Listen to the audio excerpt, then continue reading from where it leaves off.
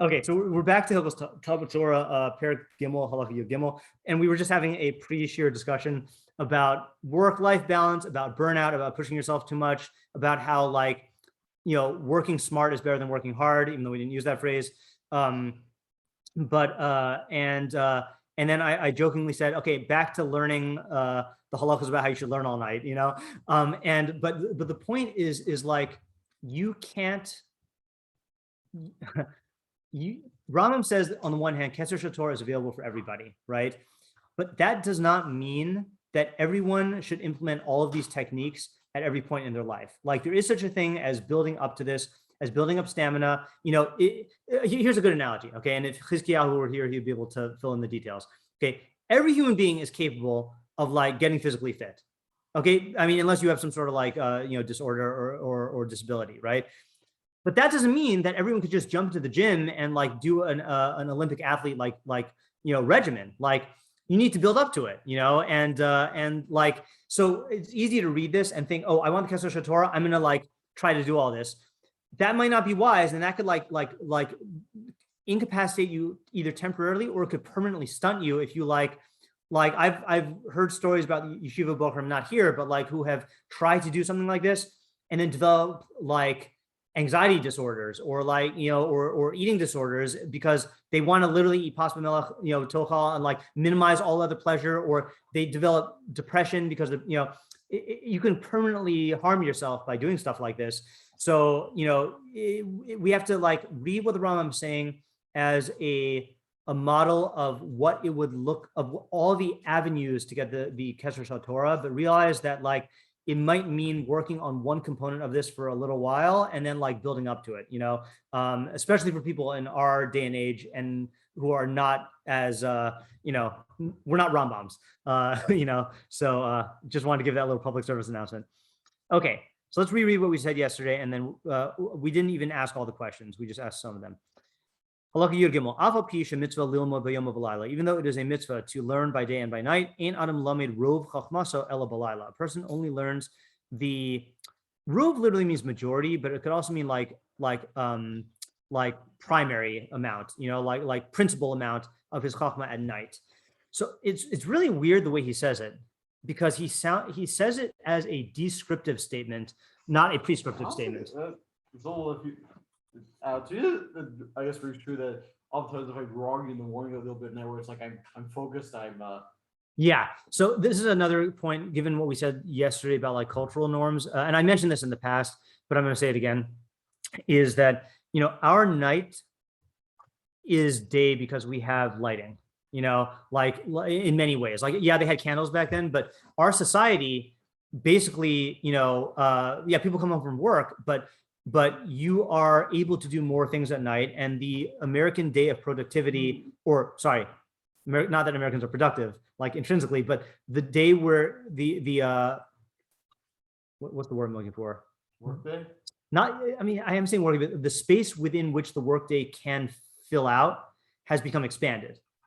That's why you get people who get home and then they work from home, or now people work from home l'chatchila. Whereas if you're a farmer, you just can't do your work when it's dark, most of your work you just can't do, or there are times at which you must do certain things like feeding the chickens in the morning, So we're in this weird space in history where we can cram work into everything and we can choose to be distracted by things, even when we're not, even when it's nighttime. Whereas back then, what are you going to do? You're at home, you're gonna learn, or you're gonna go to sleep. There's not a lot. You can't watch TV, you can't play video games. Sure, there's stuff that you can do back then also, but the thing you're saying about how at night there's more potential for focus, for us, when is that? For us, there are wee hours of the morning where everything is quiet, and even though you still have these distractions, you can do stuff. But back then, that starts when it gets dark. And I know I said this before as well, but I'm going to repeat it again as well. During Hurricane Sandy, when we didn't have power for 15 days or 10 days, actually, then it got dark and we were using candlelight and everyone got tired at 6 p.m. It was bizarre. We just got tired and we were what's going on? And it's just, you go back to what is a more natural rhythm for the human being, where you're not keeping that buzzing energy going in the day. So I think that is a different context where he's saying like in this, what time is Taste these days? 5:20 something, 5:16. I forgot what time it is. Where like, yeah, from 5:16 till like 10 p.m. you got like tons of time to have focus in an old world, but nowadays, like there's so much stuff grabbing at your attention, so it's much harder.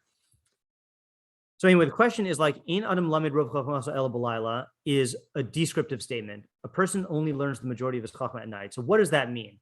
Right? He's not saying you should learn the majority of your chachma at night. That comes later. So what is this principle that you only learn the majority of your chachma at night? Lefikach, therefore, Mishiratza Lazakos Bekeser HaTorah. Therefore, a person who wants to merit the crown of Torah. Now, I don't know what merit is. Did he use the word merit for crown of Torah before? I think he did. He used it in the guy who tries to he's done a lot of, he's used it a lot. Yeah, Yod Aleph Uvezeh Zoche L'chol Kavod V'Tova. He uses Zoche for that, and then he used it in Yale Machshava Zo Alibo Eno Zoche L'Kesar Torah L'Olam. Fine. So I thought that was weird, but it's not. Okay. So what does he say? Yizahar B'chol Losov. He should be careful with all of his nights. He should not waste even one of them, squander even one of them in sleep and eating and drinking and conversation and other stuff like that. So, Ella b'Talmud Torah v'divrei Chachma, only in Talmud Torah and divrei Chachma. So I still go with what the Rambam said before about you need to sleep however much your body needs. So when he says waste it in sleep, he doesn't mean that you should try to go without sleep. He means you should not use it in sleep that is not necessary for your Yudiyas Hashem.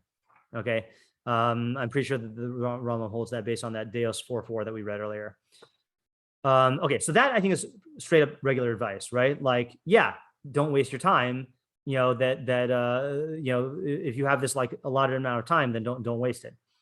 Amr Chachamim ein garna shel Torah ela laila. I misread that yesterday. There is no gathering of Torah except at night. Okay, Garna is like Gorin, like a granary. Yeah, right. Garnery. Yeah. I always wondered if there's a etymological root or if it's just a happy coincidence.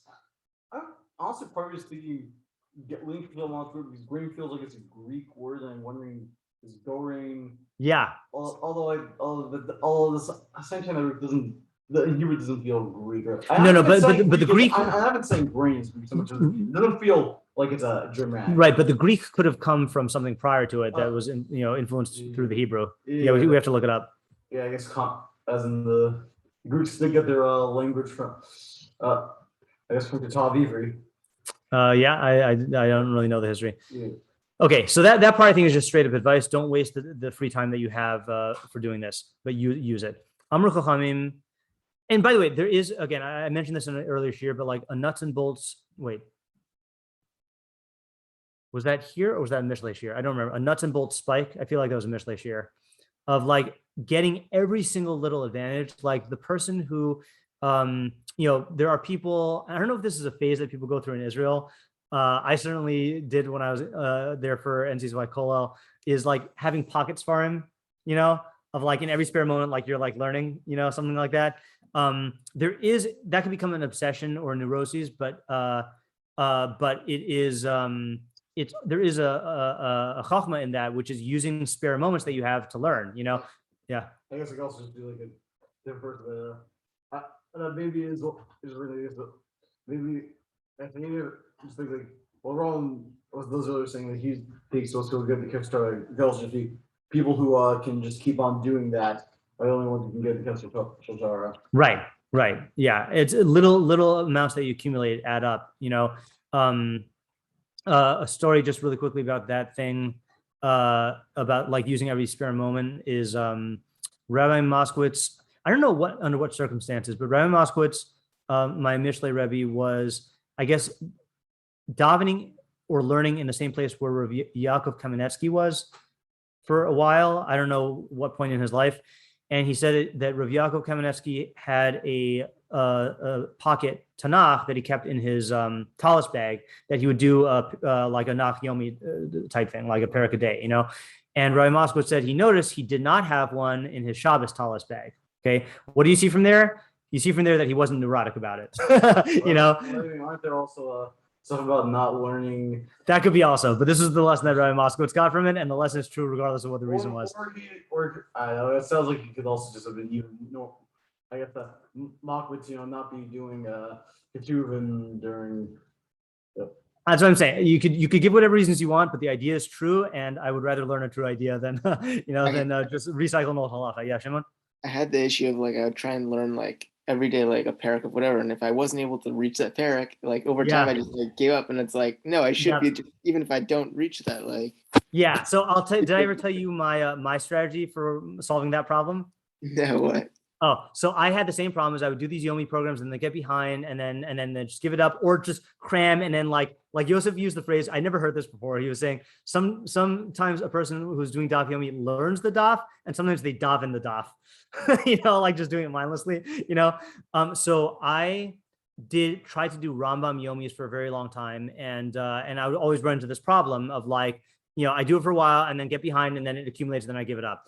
So what I started doing was I would, after I was done with chakras, I would sit down with my Rambam and I would, instead of going in order, I would do stuff I was interested in. So it might be I'm on Hilchos Avodah Zarah for a couple of weeks, or it might be a Yom Tov's coming up, so I'll go into that, but I wouldn't do a program. I would just be learning Rambam. But then the chop was every day I have to learn either 2 halachos, a half parak, or a full parak.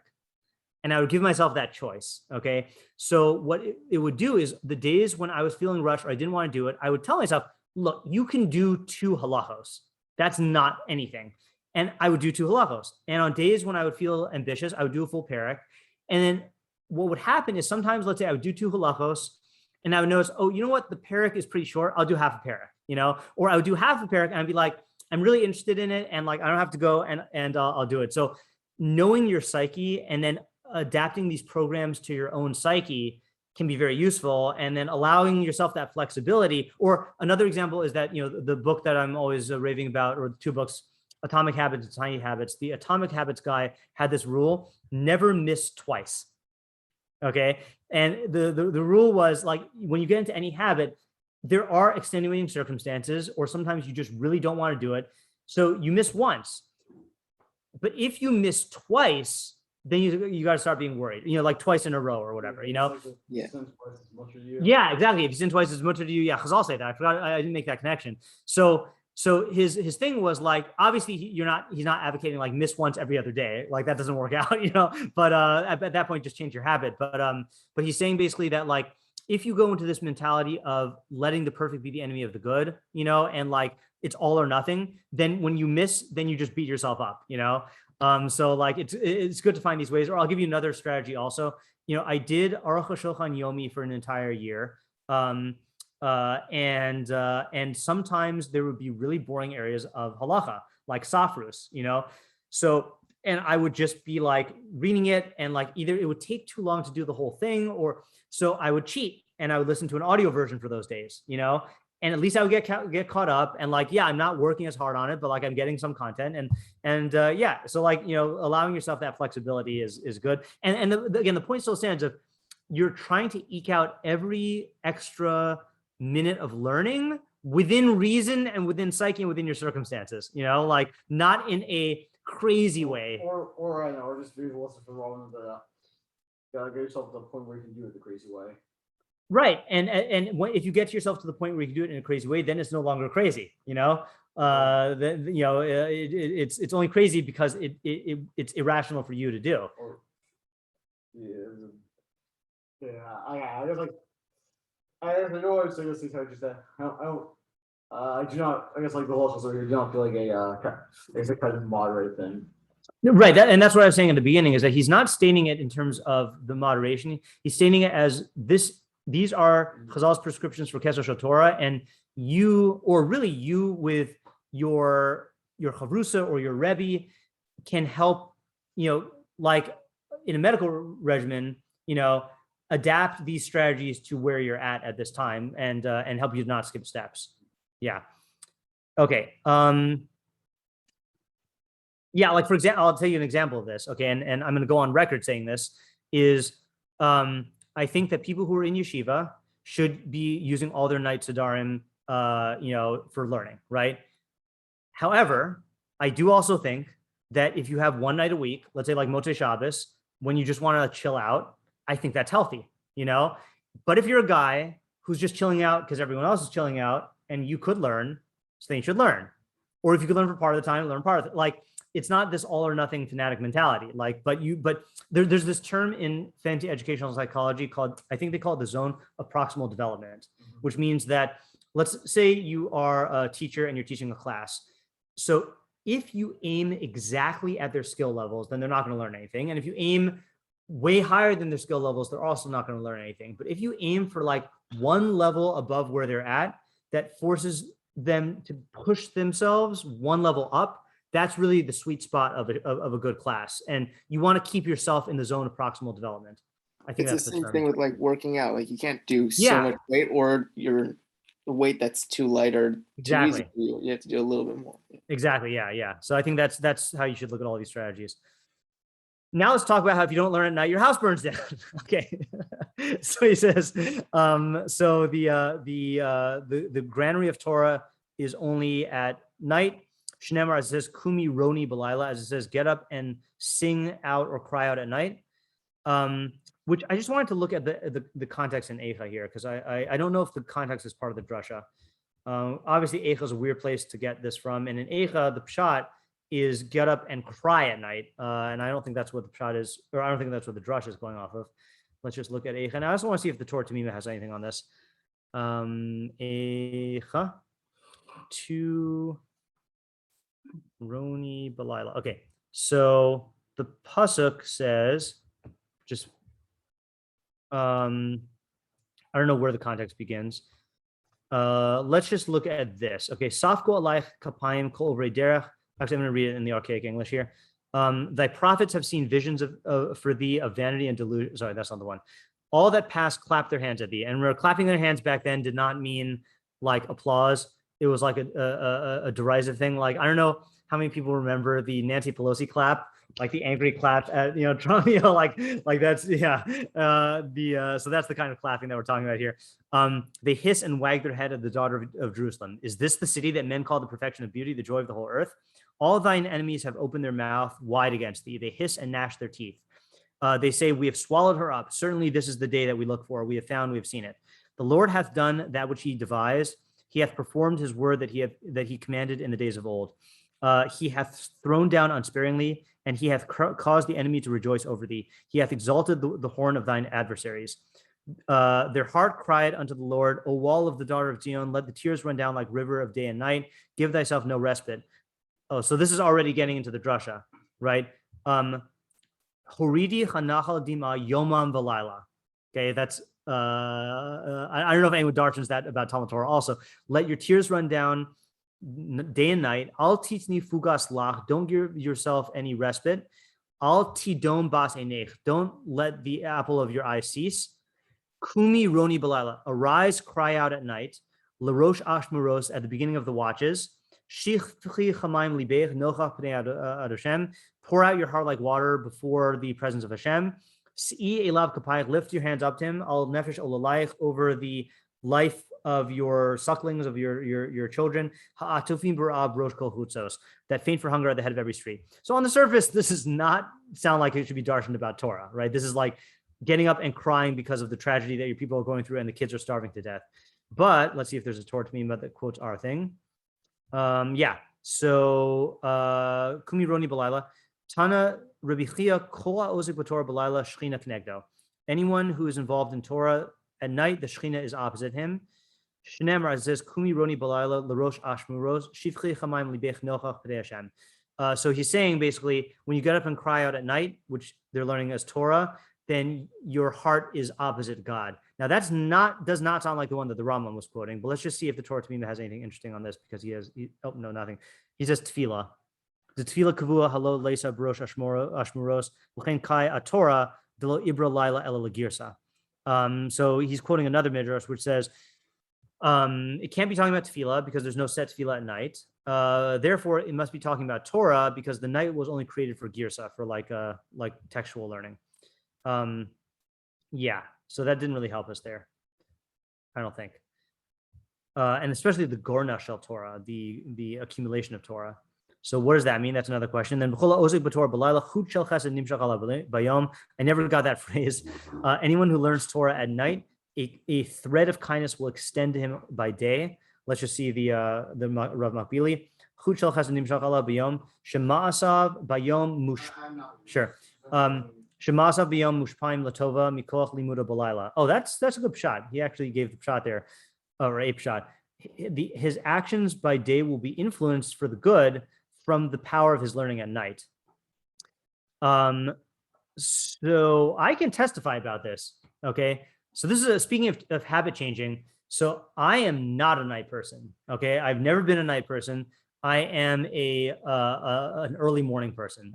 I've been an early morning person since I was a kid, and I'm the most productive for the first like 6 or 7 hours of the day. Afternoon it dips, picks up again before dinner, and then at night I'm usually not productive when it comes to like intellectual activity. Sorry, I forgot how strong that smells. That's okay. In this year, the last year was the first year that I ever gave shiurim at night. And so what would happen was, and what currently happens is I get the adrenaline kicks in and I get all like into the learning at night. And then when I go home, I'm super tired. But what does happen is like the learning I do at night, I'm thinking about it at night, like when I'm at home, and like I think about it the next day, and it does have an effect. And I can imagine like if I didn't do any learning at night, and it's been a very long time since I've not done any learning at night, I guess probably since I was in high school. And even then, I guess I had homework, but like it's a different level of learning, I guess, when I'm teaching it and working out the ideas like to present. But it does influence like my sleep and like my next day. So that's a good shot of chut shel chesed nimshach alav bayom. Let me just think for 1 second. There was something else I was going to say. Yeah, I don't remember. Do I remember? Well, I'll tell you what I associate to. I have no idea if this is just my association. So anyone happen to remember the Rambam's crowning pasuk for Sefer Hamada?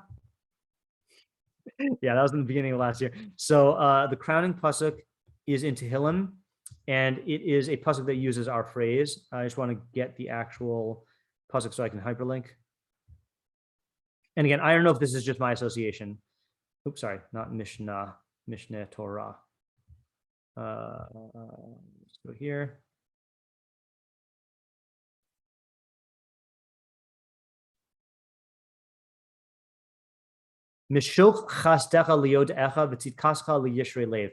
Extend your kindness with a capital Y to those who know you, and your righteousness to those of upright heart. So that phrase, Mishoch chastecha, extend your kindness, reminds me of chut shel chesed. What was the phrase here? Chut shel chesed nimshach alav bayom.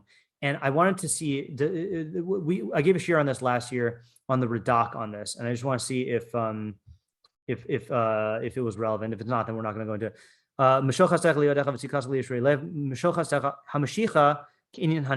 Okay, fine. So mashicha here means like leaning, or planting. To like incline towards him chesed. That's by the Sar HaTabachim. The Sar Beis HaSohar, fine. Mishachticha chesed. Okay. Hine Amar Hatei liod echa chesed. It's saying extend chesed to those who know you ba'olam hazeh, in this world, sheyuchlu lehisasik b'chachma u'v'mitzvos, so that they can be involved in chachma and mitzvos. Shelo yehi lahem monea me'iskei ha'olam hazeh. There we go. So that they don't have anything that prevents them from of the involvement in this world. So that's his first interpretation, which means we're asking God to extend chesed to you, to basically free you up from other worldly involvements, so you can be involved in Torah and chachma unimpeded, Torah and mitzvos. O yehi pirush hapasuk le'olam haba, or it's talking about le'olam haba, meaning that there should be chesed for you based on what you learn here for Olam Haba. V'yodecha hem hachachamim shemisaskim b'Torah uv'mitzvos uv'chachmas elokus haborek fi kochan. So yodecha is the chachamim who involve themselves in Torah and mitzvos and in metaphysics or the divine science of the divine creator, according to their capacity. V'yishrei leiv, and what about the upright of heart? Hem ha'ochim b'tom leiv uv'yosher. For shiurim on that, listen to the last 2 Monday nights in Mishlei, because that's what we spent doing, the tom and the yosher. Means asking b'Torah of mitzvos, they involve themselves in Torah and mitzvos. Ela shalohi giu l'chachmas alokus l'das habore, but they have not arrived at the at knowledge of God. Rak miderech hakabala, only by way of tradition. Ubikesh me'akel sheyimshoch chasto shu yisron hatova ba'olam haba liyodav v'titkoso hi hatova haruya liyishrei lev. So he's basically saying the chesed should go to those who actually know God, and that's chesed in olam haba. And his righteousness should be for those who are upright of heart, as is proper for them. So can we use that to explain the Rambam here? That if you learn at night, then there is a chesed Hashem extended to you in the day. So he quotes a pasuk, Yomam yitzavi Hashem chasto, by day Hashem commands his kindness, uvalayla shiro imi, and at night his song is with me. Tefillah lakel chayai, prayer to the God of my life.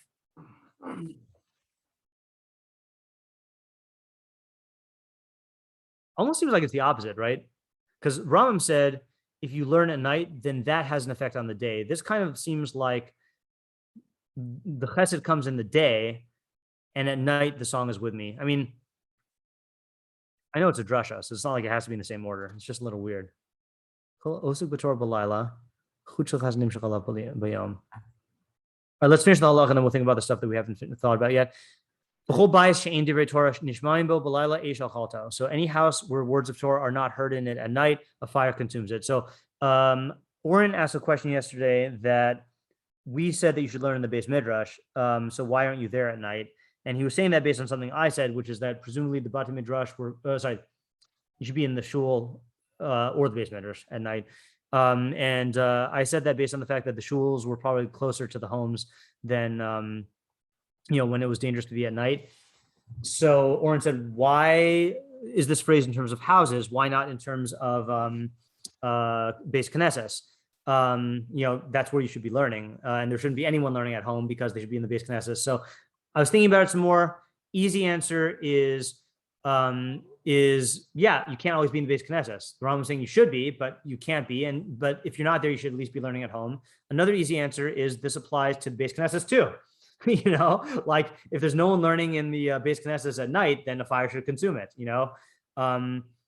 But I don't think it's a big question, because this is also, you could treat this as hyperbole, that any household, whatever. Clearly, he doesn't mean that every house burns down if there's no Torah at night. So, yeah. So what do we need to figure out here? We need to figure out the first statement of a person only learns the majority of his chachma at night. Is that just a matter of focus, like we were saying earlier? Or is it something else? And why the majority of his chachma? I mean, you have more hours in the day that you are, or not necessarily, I guess. It depends on how much you work in the day. I guess I have, the wrong schedule. The Rambam schedule he has. On the other hand, did the Rambam actually have a schedule? For himself, you mean? Like, if her lawyer said like that, he was like all the time either doctoring for him or for the community. Yeah, well, that was later in his life. Yeah, early on in his life, I'm sure he had a schedule, but later in his life, he didn't have time to learn. So I guess early on in his life, when he was supported by his brother. Yeah.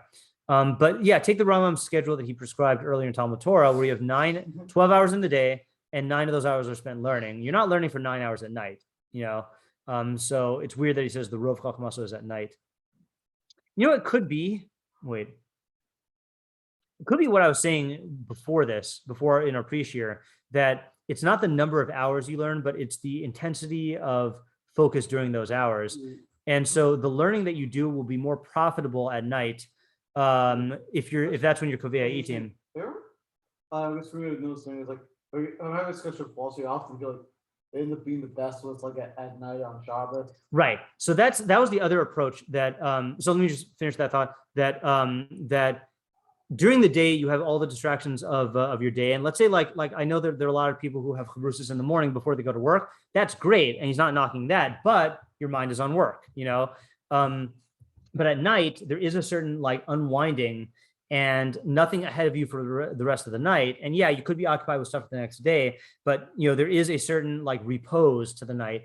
And also, if you really are the person who's working for the Kesher of Torah, you are really learning, you're really relating to your work as a means to your learning. So you've worked all day so that you can enjoy the learning at night. So there's a different psychological place that it holds that could infuse it with more productivity or more lasting power. And that's where you're going to get the majority of your time at night, the majority of your chachma, I mean. Then there was what Yosef was saying, which is that there is something psychologically different about night, just being nighttime. Like, let's say you're not even a person who's in the workforce yet. Like Yosef, you gave an example I was thinking of also. Philosophical discussions have a different feeling at night, or on Shabbos night, there's a different feel to it. And it could be that there is a psychological, I don't know what happens, but there's a different psychological state of mind that you're in that causes the chachma to enter into your mind in a different way. What would that be? Can we describe it? And I don't know if it's gonna be the same for philosophy as for other areas of Torah. When he says chachma. He does say chachma. I'm saying though that the feeling you're saying that is specific to philosophy. I don't have that experience learning a sugya and halacha at night, but I do have that with the philosophy, So is there a quality in the night that elicits that? Or I remember, this is another example. I mean, this is not an example for all learning, but I remember I was at Rebbe Chait's house for a Friday night meal in my yeshiva days, and all the yeshiva guys were there. And right at the beginning of the meal, someone backed, was leaning against the wall, and he accidentally turned off the lights. And it was a windy night, and it was very dark. There were no other lights on. It turned off all the lights in the kitchen and the dining room, which is where we were eating at the time. And the only light coming in was through the street lights and the moonlight, and there was the wind blowing, and it was the shadows were moving. It created this campfire vibe that people were much more candid and open in their questions and in their discussions, And I do feel that's part of it, especially for me again on Friday nights, but in nights in general, there's a certain open-endedness to the an unboundedness to the mind that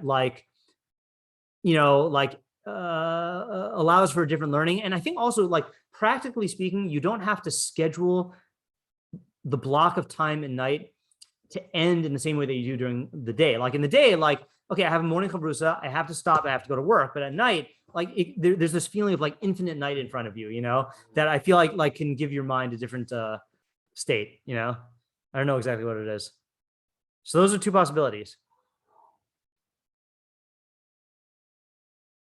Yeah. What do we not explain? So the Kumi Roni B'layla is the hard one. Ein garnish Torah ela b'layla, ela layla.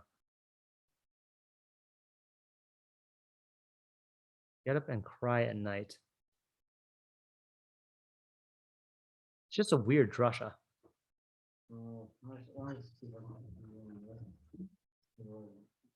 I think I looked it up in the Gemara. Let me just see if it's open here. I think it is in. This is the fire one. Oh, we also didn't do the house being burned down. I'm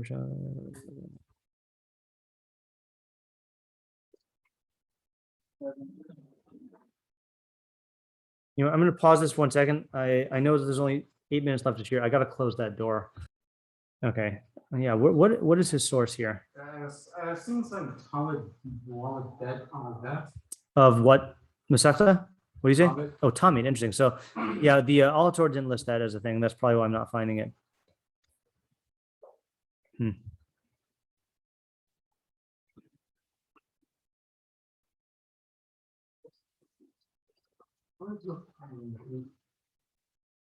Was Talmud wrapped into Megillah? I think so. Okay. Oh wait, I'm sharing the wrong thing here. Yeah, so can we figure out either that or the Aish or Kol Bayit She'ein Divrei Torah Nishmaim Bo B'layla Aish Al Chada. That's also a weird way to phrase it. I don't know if this is significant, but any house where words of Torah are not heard in it, a fire will devour it. I don't know if the herd. Well, let's look at Rambam Bekius. He says, "Eish ochalto b'merivos uve sichsuchim," with quarrels and like I don't know what sichsuchim are. She'ein davar maguna v'lo meriva bebeso shel tamid chachamim. So he does mean household. So that makes a lot of sense. Okay, all right, I get it now. Okay, I think so. So that's not saying like there needs to be the activity of Talmud Torah in your house. What it's saying is that there needs to be like a culture of Talmud Torah in your house at night, in your family members, that if your kids, thanks, I'll look at it after I finish this thought. If your kids come home, let's say your kids see the dad come home and he just watches TV. So that will affect the values in the household. But if they see dad comes home, unwinds for a little while and then has a chavurah, that establishes Talmud Torah as a value in the home, that this is really what we withdraw into. Like, we don't withdraw away from work into like, I'm the king of my castle. We withdraw into like, now I can be involved in Torah, and this would be an argument, by the way, for not learning in the basic Knesses, under certain circumstances. Like if your kids are going to, and I've talked to so many people in the community where they talk about how like important it is for the kids to see them involved in Torah at home. In fact, that was what at Rabbi Dr. Wolf's Levaya months ago, then I think that was a big thing that the kid says, like they all grew up with their dad just having a house filled with Talmidei Chachamim and just like talking in Torah, and if not, then a fire should consume it, meaning that your psychological energy is going to go to things that are destructive. I mean, he says quarrels. I don't know if that's the only thing to say. Yeah, where is this here? Here. Okay, so this is in Maseches Tamid Lamed Beis Amud Beis, and it says, Tana Rebbe Chia Kol Osik Batorah Balayla Shechina Kenegdo. Yeah, this is the one that the Torah Tamim quoted. Shneimar Kumi Roni Balayla LaRosh Ashmaros Shiv Chichmaim Lebech Nochav Panei Hashem. Amar Rabbi Elazar ben Azariah Talmidei Chachamim Marvim Shalom Ba'olam Shneimar B'chol Banach Limdei Hashem Brav Shalom B'nayich. Yeah, so I do think that is different than what the Rambam. It might be a different midrash than the way that the Rambam took it, or he had a different version. In Garna Shal Torah Ella Lila. Yeah, that's not in here. I mean, even though he quotes the same pasuk from Eicha. What's this Garna Shal Torah? Thank you. Sifas Torah. Torah. Night is the silo for Torah. That's what it's saying here. You store it up. I mean, the more I talk about that, the more it sounds like that is where Rambam Bekius got the interpretation of the Chut Shel Chesed thing, that you're basically storing. See, okay, maybe this is it. One thing is I got to get in my learning time at night. Okay, that is what he was talking about with you don't waste any of your nights. The other idea is I'm storing up Torah at night so that it'll sustain me during the day. That's the idea of a storehouse of Torah. Like a storehouse is where you keep grain for the times when there is no grain coming in. So let's say you're in a situation where like you're going to be working all day. So if you didn't learn at night, then what Torah is going to occupy your mind during the day? But if you learn at night and you gather up all the in the storehouse at night, then you'll have stuff the next day. And that's why the other version, the other midrash that the Torah Tamim quoted of nights were only created for girsa, which I know it's machlokas of what that word is. No, it's not machlokas in the girsa. It's machlokas about whether it's girsa or something else. That'd be funny though. Is I think that fits in, which is at night you store up all of the ideas that you're going to be thinking about the next day. Now, what does that have to do with the pasuk in Eicha though? Kumi Roni Balayla, Rosh Ashmaros, Shivchich K'mayim Libech Nocha Panei Hashem. Does that fit in? No, I guess also if we're wrong with it. This is just a quick look at it. The 15 over here. Is that sourcing like Sifri and Sifra? 59 Shir and Rabbah, Perak Vav. Wow, is this all from that one halacha? Yeah. Yeah, so Shir and Rabbah, Vav Yud, Shmos Rabbah, Perak Mem Zayin, Vayikra Rabbah, Perak Yud Tes. Yeah, so Shir and Rabbah, Vav Yud. Let's just look that up and see if that helps. Actually, let's let you have that. Yeah, it's in Midrash Rabbah, but I'm gonna look it up online because it's easier. Yeah. Um, yeah, Shirim Rabbah, and we're stopping anyway soon. Yeah, I'm fine moving on, by the way, next week to the next halacha, and then just, if we figured it out, great. If not, not. So here's my problem though. Shir Shin Rabbah, what do we say? Vav Yud? Let's take it on.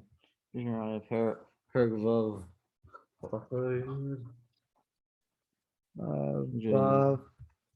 So I don't know if the numbering in all the additions to Shir Shin Rabbah are the same, because there's numbering in Midrash Rabbah is a little weird, Also, because you've got the pasuk number, you've got the bracket, and you've got the prakim and the simanim and the parshios. Like, look at this. This is in Shir Shirim Vav. You've got an aleph there, you've got a parsha here, you've got an aleph here, and it's multiple systems of Hamari Sexy comic where it's like 15, Yeah. 14 competing systems. Let's create a new one that'll test for all means. Result 15 competing systems. yeah. I'm just looking up the word Torah. See if I find any Lila references. Everybody look up Garna. I could look up Garna. Yeah. Evan. Yeah, Evan. Yeah, Goran. Yep. No. Okay. No luck. All right. Let's stop for today, and Bli Neder pick up with the next halacha on Monday. And reminder, next week I'm not giving any shirim on Wednesday, Thursday, or Friday. Okay, because self-care, you got to. No, my dad's coming in, and he hasn't been in New York for a decade, so we're going to spend the day with him on Wednesday. Okay, All right. Have a good Shabbos. Shabbat shalom. Sorry, which shiur is not happening tonight? Oh, tonight, the 8 to 9 Hashkafa shiur is not happening, but the 7 to 8 Tefillah shiur is happening. 7 to 8. Okay. Yeah, and that's a continuation of Tuesday. All right. See ya. Thank you. See you later. Yeah. I think it's